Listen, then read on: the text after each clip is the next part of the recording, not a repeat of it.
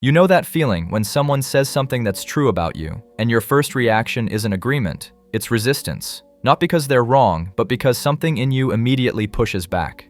Your mind starts defending and justifying, and suddenly, you're protecting a version of yourself you don't even like. That moment isn't you being stubborn. It's your brain choosing familiarity over honesty. Because changing a belief isn't like changing your mind on what pizza you like. It's more like pulling a thread that's been holding your whole identity together. And once you pull it, you're left without the story you've been using to make sense of things. And the crazy part is, the belief doesn't even have to be good. It can be a belief that holds you back from becoming someone better, that makes you anxious, or that ruins your relationships, and still it feels safer than the truth that might set you free. That's the part people struggle with. A belief can hurt you and still feel safer than letting it go, simply because it's familiar. Think about how often your brain chooses what's familiar over what's better. Not just in big life decisions, but in tiny moments too. You can hate a habit and still stick with it, simply because it's familiar. That's just how the brain works, and it's built to crave predictability. When the brain knows what's coming next, it relaxes. But when it doesn't, your guard goes automatically up, even when there's no real danger. Beliefs are one of the brain's favorite shortcuts. They give you a sense of how things work. Even when a belief is wrong, it can still feel safer than having no explanation at all. When a belief gets challenged, it shakes the story you rely on to make sense of your life, and the brain resists that immediately. This is where people get confused, because they think the discomfort means the truth is wrong, but that's not how it works. Discomfort is often just the cost of updating. When your phone updates, it doesn't ask if you feel emotionally ready. It just restarts. And for a second, everything is slower and weird. That's what belief change is like. But we treat it like a threat because it shakes the feeling of being in control. Control is one of those things you don't realize you worship until it's taken away. People say they want growth and peace, and yeah, they do. But they want it without losing the emotional stability of knowing what's going on. And the problem is, a lot of people's identity is built on beliefs that kept them safe at some point. Maybe you learned to believe that you have to be perfect because being perfect got you praise or kept you from being judged. Maybe you learned that you can't trust anyone because trusting someone once went bad. Or maybe you learned that you're not the type who wins because expecting less hurt, less. Those beliefs aren't random. They're emotional armor. So when the truth shows up, it asks you to remove the armor you've been wearing for years. And even if the armor is heavy and it's cutting into you, taking it off feels exposed. It's like walking outside without a jacket, not knowing if it's cold, and your brain would rather stay uncomfortable, but known, than risk the shock of uncertainty. Here's a simple way to picture it. Your brain hates surprises. Not the fun kind, like a birthday surprise. I mean the kind where it doesn't know what will happen next, because surprises cost energy. It forces the brain to pay attention, whereas familiar things don't. Familiar beliefs are low effort, that run on autopilot. They let you predict your day, your relationships, and your future, even if the prediction is depressing. But at least it's predictable, and it feels safer. And this is where it gets a little uncomfortable, because once you see it, you start realizing how much of your life is built around avoiding emotional uncertainty.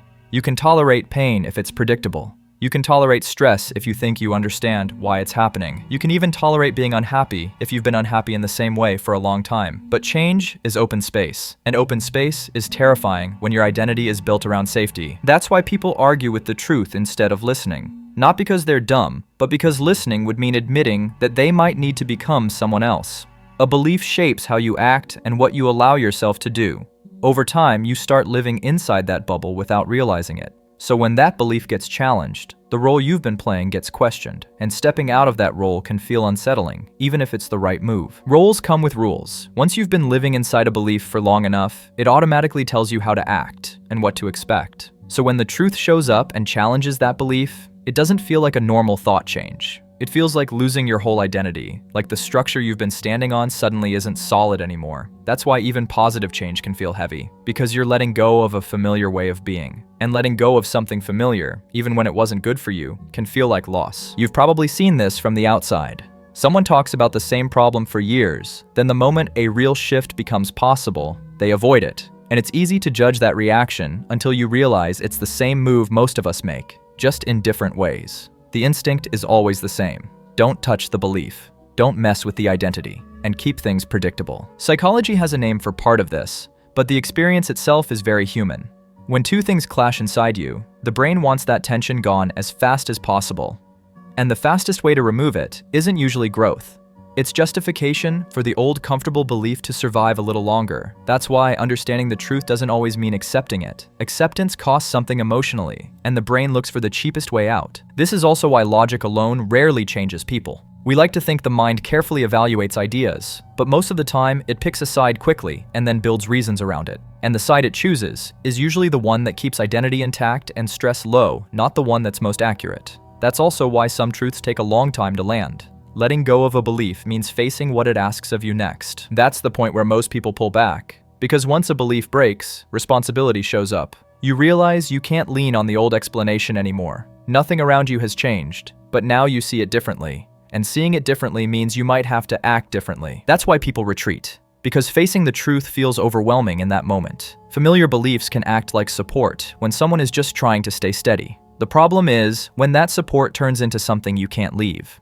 The brain gets attached to what it can predict, even when the prediction isn't good, because familiar struggle can feel safer than unfamiliar calm. That's why people sometimes pull away when things start improving.